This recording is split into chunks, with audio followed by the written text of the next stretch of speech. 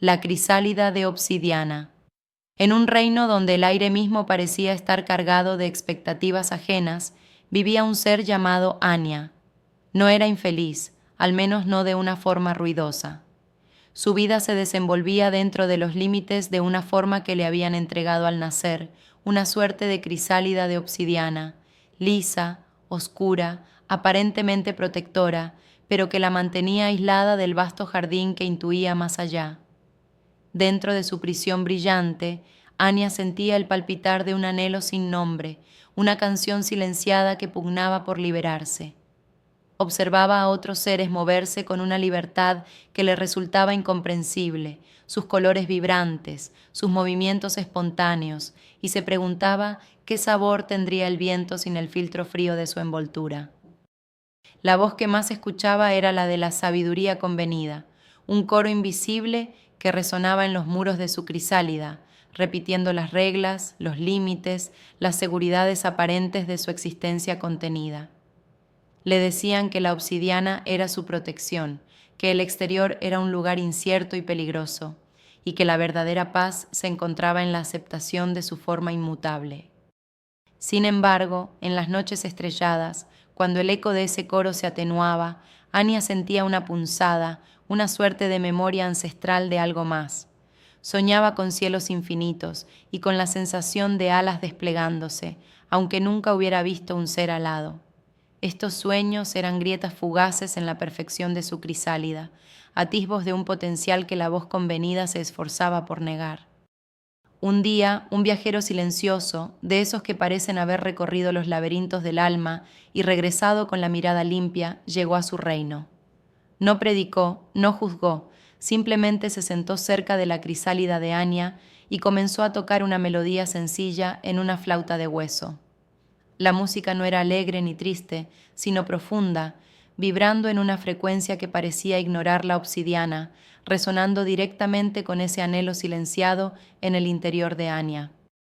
Una de las notas, en particular, vibró como una llave olvidada. Por primera vez, Anya no sintió la solidez protectora de su crisálida, sino una suerte de tensión interna, una presión suave pero constante, como la de una semilla a punto de germinar bajo tierra. La melodía parecía susurrarle al oído de su ser más íntimo. ¿Hasta cuándo te contentarás con reflejar la luz sin ser tú mismo una fuente?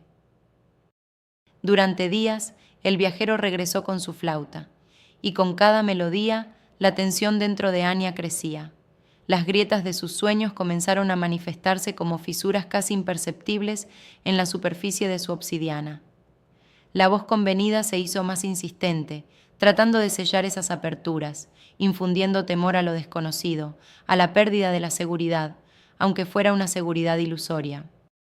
Pero la música del viajero había despertado algo más fuerte que el miedo, la nostalgia de lo nunca vivido, la sed de experimentar la vastedad que presentía. Anya comenzó a concentrarse en esa punzada interna, en esa presión que ahora entendía no como una amenaza, sino como la fuerza misma de su propio nacimiento pendiente. Un día, mientras la flauta tejía una melodía particularmente intensa, Anya sintió una sacudida profunda en su interior. No fue un acto de voluntad consciente, sino una suerte de rendición a esa fuerza primigenia.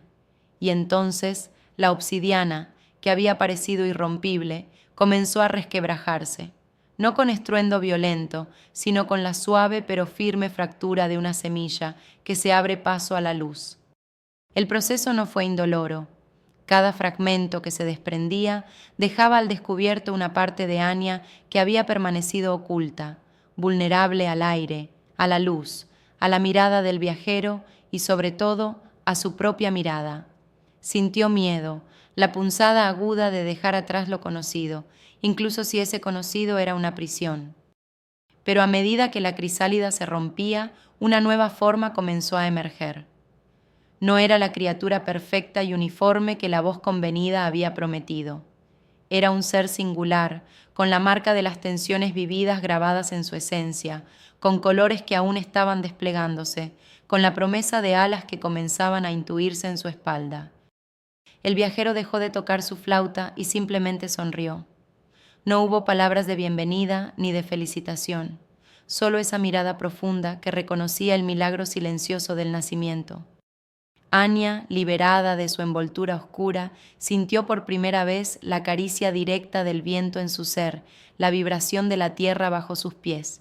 El jardín más allá de la crisálida era aún más vasto y complejo de lo que había imaginado, lleno de desafíos e incertidumbres, pero también de una belleza deslumbrante y de la promesa de experiencias infinitas.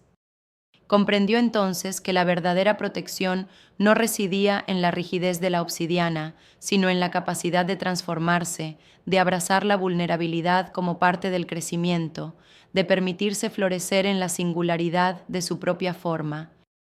El cascarón roto yacía a sus pies, ya no como una prisión lamentada, sino como el testimonio de un coraje silencioso, el recuerdo de que la vida verdadera comienza al otro lado de nuestros miedos, al romper las formas que nos impiden desplegar nuestro ser auténtico.